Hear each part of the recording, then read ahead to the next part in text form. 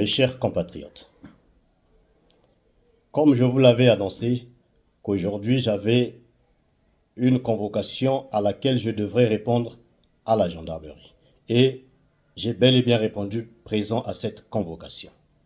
Je tenais à vous remercier pour tous ceux qui m'ont soutenu, pour tous ceux qui m'ont envoyé des messages de soutien, pour tous ceux qui m'ont appelé et pour tous les militants et sympathisants du Parti du Peuple qui se sont déplacés pour m'accompagner à la gendarmerie.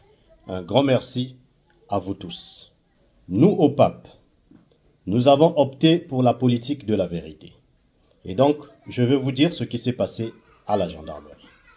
À la gendarmerie, une fois que nous avons donné des explications, ils ont compris qu'il s'agissait là d'un problème politique et ils n'ont pas voulu s'immiscer dans les affaires internes d'un parti politique. Et donc, ils nous ont recommandé de repartir vers les instances habilitées à régler les problèmes en interne dans un parti politique. Et je tiens à féliciter le professionnalisme de la gendarmerie. Mais seulement je tiens à souligner un fait. L'autorité du Premier ministre n'est pas du tout respectée. Pourquoi je le dis?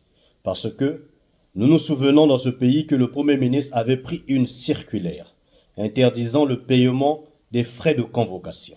Et à la gendarmerie, comme d'ailleurs à la police, ces frais sont toujours prélevés. Et donc, nous demandons au Premier ministre de prendre toutes ses responsabilités afin de regarder pourquoi cette circulaire est-elle en difficulté.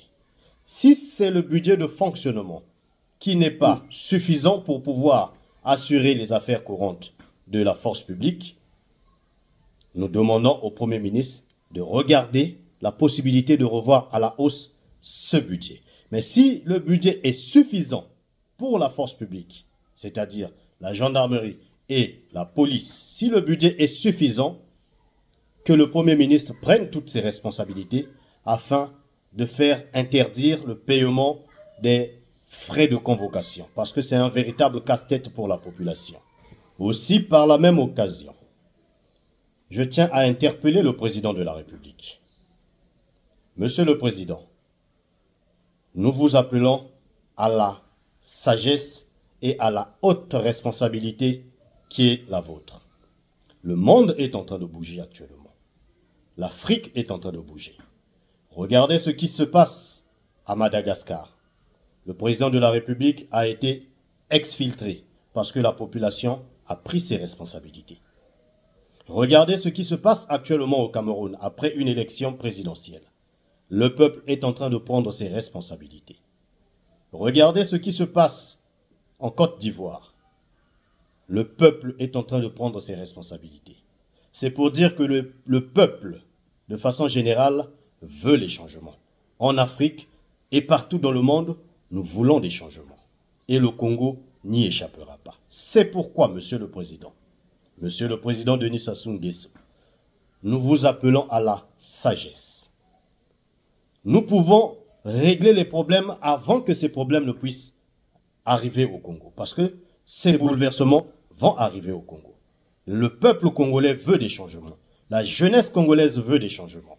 Et ces changements, le peuple va les obtenir. C'est pourquoi, avant que nous puissions arriver à ces bouleversements qui risqueront de ne pas être honorables pour vous, nous vous appelons au dialogue.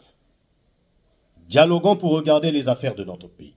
Dialoguons pour regarder ce qui ne marche pas dans notre pays, afin que, ensemble, pouvoir et opposition, associer la société civile, que nous puissions dégager une feuille de route que nous allons tous mettre ensemble afin de sortir le pays de la crise. Le peuple congolais est en train de souffrir actuellement. La jeunesse congolaise est en train de souffrir actuellement. En tant qu'acteur politique, je ne peux pas céder aux émotions.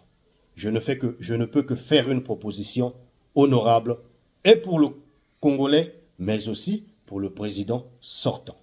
Parce qu'en 2026, il y aura des changements au Congo. Monsieur le Président, nous vous appelons à la sagesse et à la haute responsabilité qui est la vôtre.